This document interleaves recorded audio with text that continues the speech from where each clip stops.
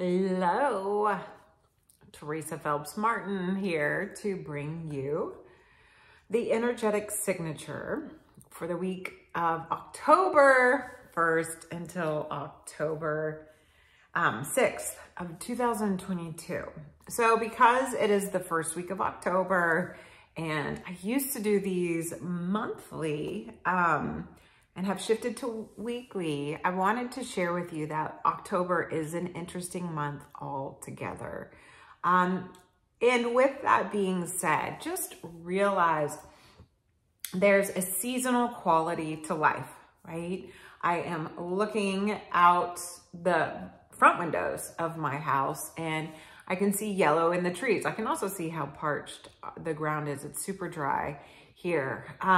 But that's what happens. It's the drying up that fall brings. It's that closure. It's that ending. So it's a very sacred time, in my opinion, that dissolve. But as I say that, we have, if you think about it, that seasonal quality, we have initiatory quality, we have fixed quality, and then we have adaptable qualities. And each of us and all of us have this. So October holds all of it. But when you think about that, we're in the season of Libra with the sun being in Libra until October 23rd, when then the sun and Venus will move into Scorpio. And I don't want to get too far ahead of myself. So, and when we get into Scorpio, we go from this sort of like fall has been initiated with Libra, fall is sustained, at least in this northern hemisphere, with Scorpio. It's when we start to put the crops to rest. We say the end of this season's harvest. We feel the veils of connection with the unseen world become stronger. And we then have the end of fall with Sagittarius season.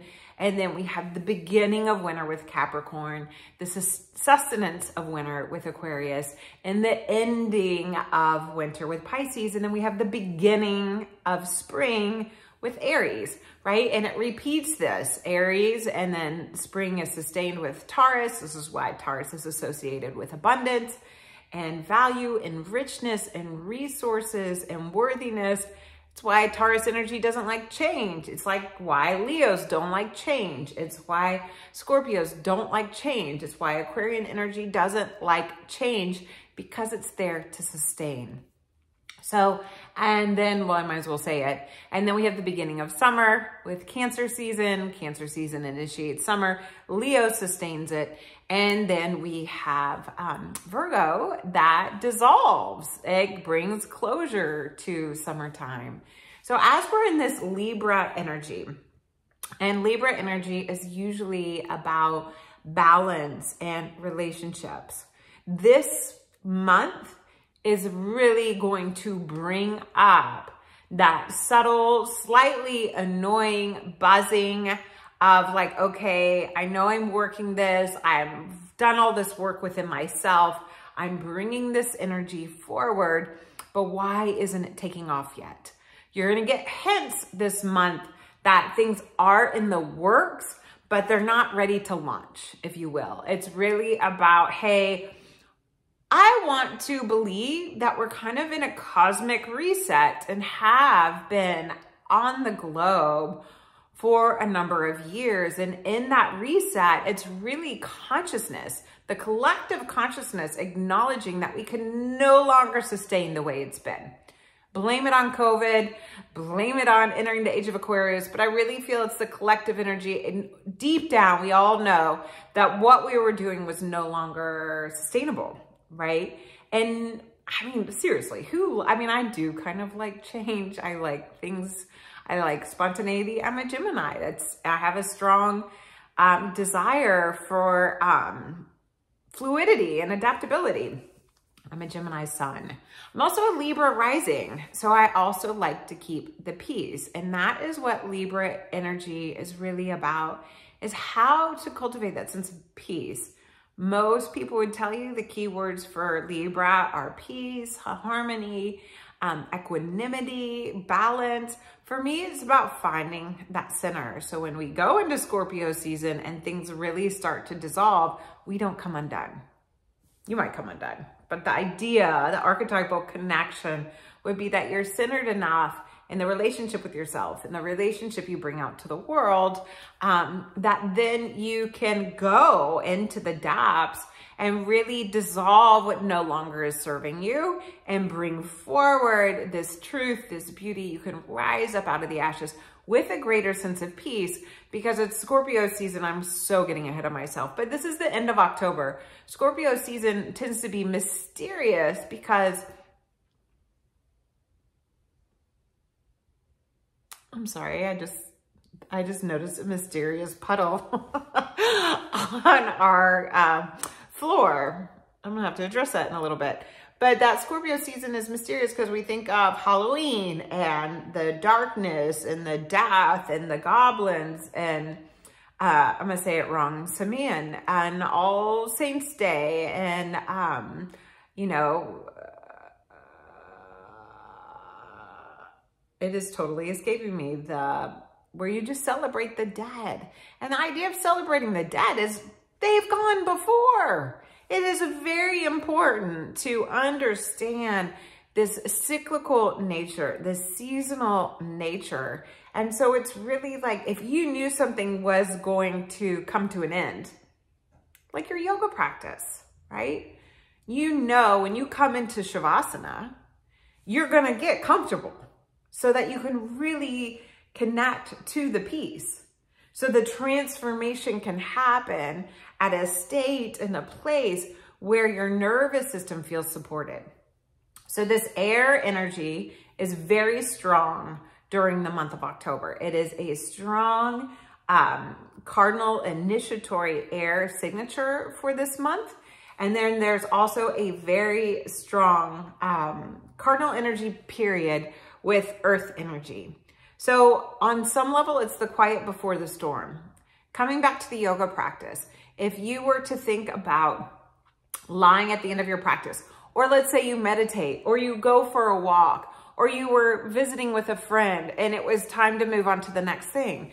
Usually, like I got to connect with a friend of mine from Ireland. Usually there's that, oh my gosh, thank you. This was so wonderful. It filled my heart. I appreciate you taking the time. There's usually an embrace, some level of closure, and then you get on to the business of your day. And that business is sometimes a commotion, but that time spent centered in that relationship is really powerful. That's the peace. Libra energy is ruled by Venus. Venus rules our resources, our value system, and our relationships. Usually, if you wanted to know what love was going to look like, what your loving relationship would look like, you would go to where Venus is in your chart, what aspects are Venus making, and then where is Venus transiting your chart. It's rather sophisticated and complicated, but it's kind of interesting. My husband's Venus is in the same spot as my Mars on our charts. So in that sort of thing, we are attracted to that feminine or masculine within each other. So Libra season, in that being said, ruled by Venus. So you want to prioritize yourself. You want to prioritize the peace within yourself. You also want to look at that duality of the masculine and the feminine. How are you taking action? How are you going after things? How are you putting energy? Are you putting energy mindfully? And how are you receiving? How are you allowing? How are you able to see the shift and change, to prioritize for yourself, co-create? That's what Libra season really is co-create, not forcing somebody else to do it your way, but taking responsibility. Because to me, initiatory signs, cardinal signs have a responsibility of leading, and not about leading and telling everybody how to do it, but leading through your actions. It's that rapport. Can you build trust? Can you build trust in the relationship with yourself and with others? So there's a sense of safety, being seen, being valued. Your beauty is respected, and bringing that forward. So I kind of went long into this whole energy because this week aspect-wise, is quiet. Look at this. It's quiet. Now, that being said, October 1st starts with a Venus has finally shifted into Libra, opposing Jupiter retrograde in Aries. So what this means is, are you over giving? Are you over pleasing? Can you see the two sides? And is there an equanimity into how much you give, how much you receive? There can be, I think a lot of us grew up this way, one-sided relationships where the relationship was directed in just one way. And then almost you would be penalized on some level if you didn't show up for them the way they expected you to, but they didn't give anything back in return, right? Aries is this individual leader, trailblazer, enthusiastic, big energy. It's spring. Think about how like lush the soil is, and we see things coming alive. We see new beginnings with our own two eyes in nature. So there's a lot of confidence, and those roots have settled through the winter, taken ground so that beauty can rise up. Jupiter is an amplifier. It is a benevolence. It is expansive. It is reflecting back on, you know what? Yeah, I have big dreams, big expectations, big energy, but I'm looking at how am I collaborating with others. This is how the month starts. And this is big because this is a very strong signature of the energy for October. So then on the 2nd, we have Mercury going direct. So last week I shared how many planets were in the microwave. I left off that one thing is like everybody's hitting the buttons and the microwave is overcharging all of this. And so now it's time to cool off, right? Mercury is leaving that. Mercury will not be out of its shadow, I think, until, I wrote it down somewhere, until 10, I did write it down. I'm getting really organized at this. It's because I have more room. I'm not stressed about writing soul scopes. On 10/17, what that means on October 17th, Mercury will have finally done it went forward. Now it's like, oh, let's review, realign, reconsider. Now we're integrating this and now we can step forward. So by 10/17, Mercury speeds through Libra and then slowly catches up with the Sun and Venus entering Scorpio on October 29th. Mercury in Scorpio means that we must speak our feelings. Venus in Scorpio means that we must value the depths. Like I taught a class this week about this Libra Scorpio energy is we have to find our center. We have to find the steadiness and the ease, the fluidity, the evenness, so that when we go down into the depths, so we did a lot of deep hip openers, that we can really understand what's no longer serving us. Let it go, let it dissolve, let it die off, release, release, release, release. So then when you rise back up, you're rising up out of the ashes with that beauty. This is Sagittarius, with that great faith, that truth that just wants to shine, right? So when Mercury goes direct, we're gonna start to feel some movement forward. This is why there's a subtle sort of, you're gonna get hints this month of things shifting, but you're gonna be challenged by this give take. What am I overdoing? What am I underdoing? Where am I over giving? Where am I not giving? How are you in relationship with yourself?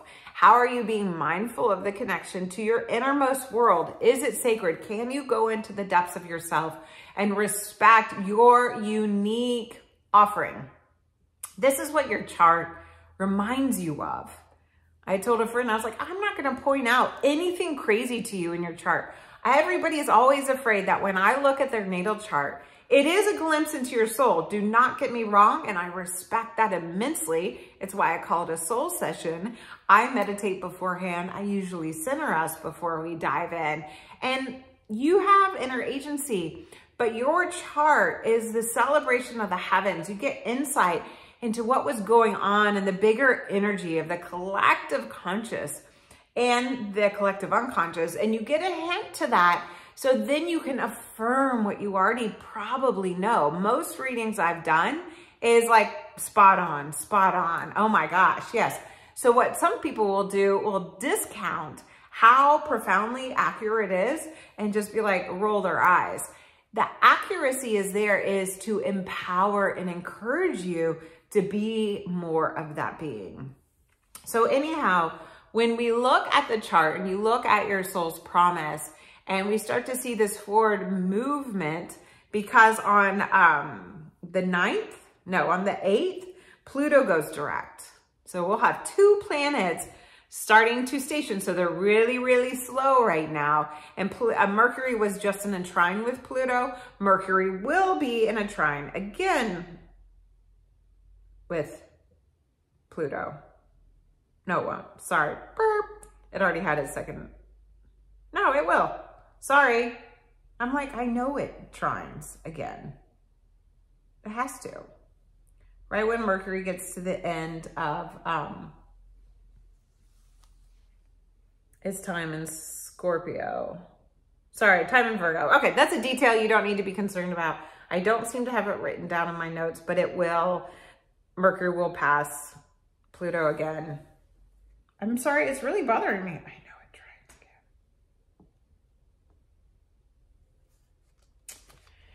So what it's doing is helping transform that language you hold with yourself. Look at me getting so distracted. That is Mercury stationing. It's the slowing down. I know there's a detail I need to get into to help organize my thoughts.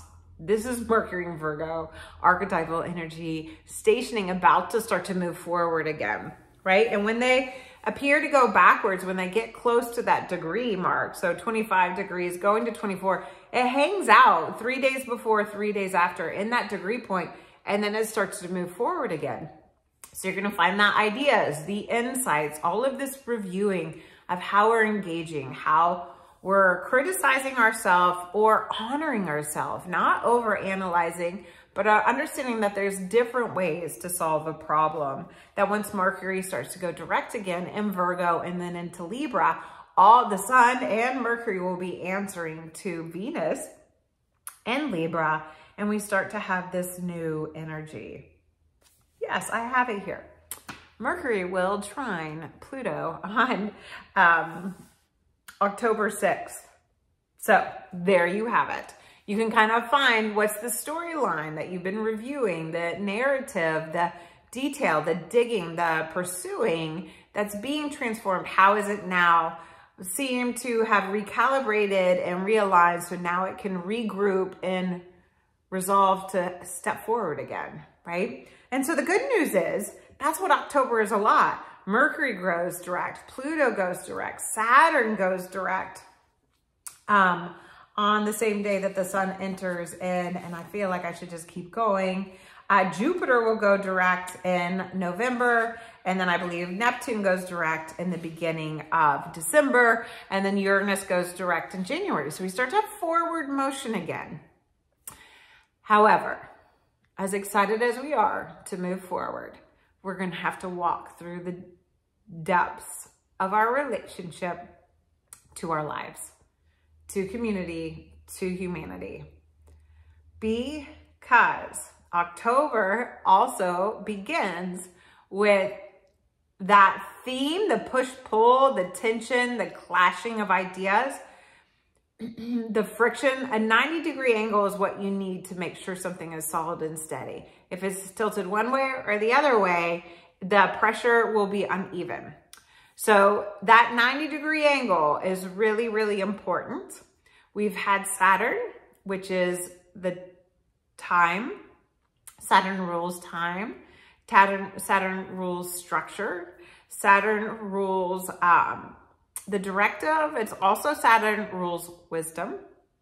So in that idea that the collective consciousness has realized that how we were engaging was no longer sustaining, is really that energy that showed up when Saturn conjunct Pluto, Jupiter conjunct Pluto, Mars conjunct Pluto, and all this happened when we had a global pandemic known as coronavirus 19. And notice how we were moving on. We were figuring out a way to have a relationship with something that was life-threatening. And then the technology came together for humanity to be able to resume and start to move forward. but we're dealing with what we're tethered to of our old ways. And that is Saturn. Saturn tethers us to what we have to work on. Saturn is still retrograde. Saturn is in Aquarius. And it's in this, it's not going to be a perfect square, but Saturn's at 18 degrees, and Uranus, the freedom seeker, the unique, the out of the box, out of the bounds, doing it differently. You know, the one that marches to the beat of their own drum. That is Uranus. Uranus is connected to that cosmic consciousness, and they're creating friction. That is really the theme of 2021. That intensity of not wanting change is being mandated. We must think to our future, but how are we dealing with taking responsibility for the work at hand and how the choices we make now inform our future? This is big, strong energy starting October and continues to unfold. So when we get later in the month, not that I expect you to understand a lot of this technology, but there's this thing called quincunxes. And when I see a month with, it has like 1, 2, 3, 4, 5, 6, 7 quincunxes, that's a subtle shift where things aren't being seen eye to eye. There's not this complete sort of like on point. It's like if you looked at your chart, you would see a green dotted line. But this is informing a lot. October is we had a lot of this last year. I don't know if you guys remember. I can't believe I've been doing these for so long. But we had a lot of this energy, the subtle shift last October. Mine got radically shift last October. But I had subtle hints that something big was happening.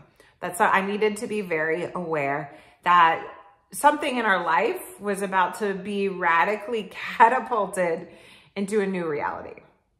I just didn't know it was going to be me. Humility at its finest.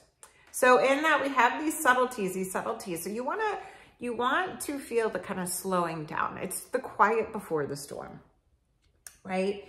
So I wrote this down so that I could be succinct. You want to cultivate connection to your inner self so you can step forward gracefully, because you can wing it, but you might royally piss people off, right? Because at the end of October, we have Mercury going direct, Pluto going direct, Mars goes retrograde. What does this mean? Mars doesn't like to go backwards. Have you ever driving forward and then all of a sudden being asked to turn around and go back where you were? No, nobody likes that, right? Redirected, no. And that's the idea. Mars gets us out of bed in the morning. Mars gets us going. And so we're all going to be redirected. And Mars is in Gemini, and it likes to be excited and chatty and curious and exploratory. And now it has to go back and explore things. There's a lot of having to do things twice, if not 4 times, if not 6 times with Mars being in retrograde, because Mars is how we take action. So slow your roll, lean into your imagination, have the pause to intercept the pattern that isn't serving you. It takes work. Believe me, I have 2 therapists right now. It takes work, right? 2 therapists to help me create a connection and acceptance to the stark dose of reality of recognizing there's impermanence. And here we are at Libra season, getting this hint of the year is coming to a close. What is your intention for the next 3 months as you close out 2022? What is the intention? Like for me, I just moved through my first quarter of my 46th year. How can I really look at this year journey to make it more personal for myself and reevaluate, how is that working? Okay, yes, that works. That didn't work. How do I make the adjustment? And with that, the key players of this month are this energy of Saturn squaring Uranus And it becomes really intense moving into elections, so be aware of that. It's a good time to listen more as I keep talking and I'm gone to my extent. But realize this energetic signature is giving you a little glimpse into the full month because this first week is the calm before the storm. If you can, the better the relationship you build, the better the relationship you build for yourself, the more able you are to handle the upturns, the challenges, right?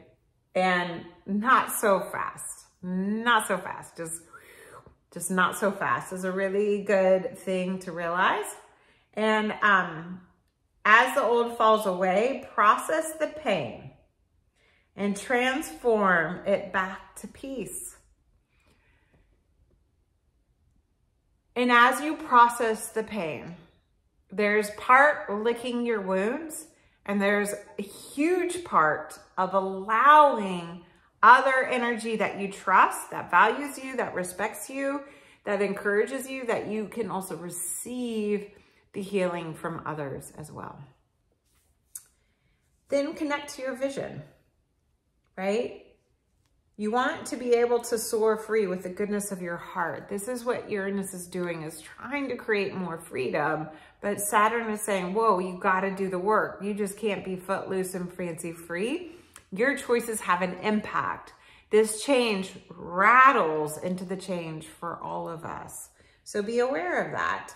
So if you can connect to your vision or hold the vision to allow your heart to find more freedom, then you're going to build and connect and give energy and articulation and movement and collaboration and connection and partnership to both your future and this immediate environment. And choose mindfully with humor and compassion. Gemini energy is a comedian. It usually gets called the magician because it can make things up really quickly. Gemini energy is full of tidbits. Gemini is the messenger. So Gemini can get the bad rap that their sarcasm can hurt. So think about how you're saying things and then think and pause, interrupt the pattern, and give back to yourself. Be gentle, be kind, allow for grace, allow for humor, allow for that compassion. Because a lot of this subtle energy, there are a lot of trines, right? So I counted the quincunxes. There's 1, 2, 3, 4, 5 trines. And then there's 1 opposition, 2 oppositions. There's a full moon on the 9th, so that's 3. That's it for oppositions. It's just because a lot of the planets are in, the big slow moving planets are in Capricorn, where Pluto is, and Aquarius, where Saturn is, Neptune's in Pisces, Jupiter's in Aries. So we start to move into this place where the Sun and Mercury and Venus, and Uranus is in Taurus and Mars is in Gemini. So we're starting to move into this place where we don't have as much hit of energy. There are 1, 2, 3, 4 squares. So the major energy of October is this subtlety. So this week, moving into October, breathe. It can feel like not much is happening. Enjoy the respite. The skies are a little more quiet. Don't go against the grain, but give yourself that permission to take it slow, to take it easy, to prepare yourself for the fact that we're getting these subtle hits, that things are going to be turbulent in the month of November. And if we know we have turbulence, it's not horrible. Nothing's horrible. Nothing's to be scared of. We just know it's going to be a little bumpy as we all are adjusting and acclimating to this new reality. And you have your individual reality and we have the collective reality, and then how that reality integrates with each other, right? And then December, I only have my transits written out. And then December seems a little bit normal and we have closure. December will be interesting too. It's all interesting. Life is interesting. Enjoy it. And what that interest is take interest. Get curious. That's Mars and Gemini. Get curious, but also listen to other people's curiosities without pointing the finger of it's your way or the highway, right? Notice the subtle hints you're getting that life is moving forward, and receive the reflections that are coming back to you to help you interrupt the patterns so you can really tend to this connection to your inner world and what you bring forward. And when the wounds show up, honor it. Create the container. And when you can create that container, this is where, to me, we have this clear signature of initiatory air energy. And we just have a lot of cardinal energy this month because Jupiter's in Aries, Pluto's in Capricorn, and the Sun and Mercury soon and Venus are in Libra. That's a lot of cardinal energy. So we want to initiate these places. Or how are we working our boundaries? How are we allowing for the big picture energy? How are we connecting with ourselves and with one another? And how can we remain centered, tend to our deeper wounds, so when the upheaval of our lives show up, because it does, for everyone, it's not just you, that you have these practices in place. If you wanted to breathe and pay attention to your breath, the Samavriti breath, coming back to the even of the inhale and the evenness of the exhale. You can count 3 counts in, you can count 3 counts out. You can count 3 counts in, pause for 3 counts, exhale 3 counts out, pause for 3 counts out. The number's arbitrary, it just gives the container for you to have the experience. That would be what I would do before meditating, is just evening out the breath. When you're traveling, when you're in a conversation with somebody and you find that it's one-sided, you even out your breath and watch what happens. Movement-wise, we have the moon. I left it out completely. The moon goes from, it's in Sag on the 1st, and then it's in Capricorn. We have the first quarter moon of like, really, what's the wisdom you're learning here? How are you leaning into that wisdom, that boundary to carry you forward? Then the moon moves into Aquarius on the 4th and 5th, and then it's in Pisces on the 6th and 7th. On the 8th, it'll move into Aries because we have the full moon in Aries on October 9th, and just realize that will come with the next. So this is just really the quiet before the storm. Ground yourself, center yourself, give forward, build the structure for your life so that you involve these tools. Yoga practice-wise, the moon is moving into that first quarter. So start to feel the energy moving into your vision, your intention you held. And as that's moving forward, how's that intention look when it's in the wisdom, in the land of wisdom? The moon will conjunct Pluto while it's in Capricorn. How are you transforming this wisdom into applicable and practical ways? When the moon moves into Aquarius, we have momentum. We have this rise into our future, into our vision. And how is our vision in support of the greater collective, in for future generations, not just our future self? How are we considering other people's children as well? And these are other people's children's children's children. How are we adopting the perspective to realize what we do now has a long-term impact? And then the moon moves into Pisces, which can get really emotional, right? So the moon will pass Pluto, the moon will pass Saturn, the moon will pass Neptune. And this is just a real important to me that we can have the bigger vision and realize we're not alone, that there's a lot of unseen support. So that is it for this week. A little bit longer because I tapped into a lot more for the month of October. Thank you so much for your comments. They really light me up. They're my Gemini sort of curiosity of who even watches this? Like, why am I doing this? Why do I show up every week and report this? Am I doing it just to humor myself? Maybe so. So your comments mean a lot. Your likes mean a lot. If you're finding this on YouTube, the subscribes mean a lot. One day, if I ever want to move forward, I'm going to need a lot more than just a couple subscribes. But I appreciate you, however this serves you. Know that it's here to guide you, but you ultimately are in charge, which is why I hope that this can help you be you. Be soulfully, truly the real version of you. And that doesn't mean this just the snarky, the whole version of you. So you can be yourself fully and completely and feel grounded in the truth of your being, that you have this amazing opportunity to come alive.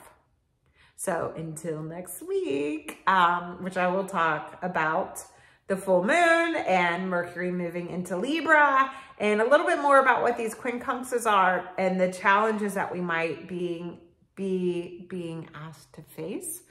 And so if you need me, you can find me through a message, a comment, or yeah, that's how it is.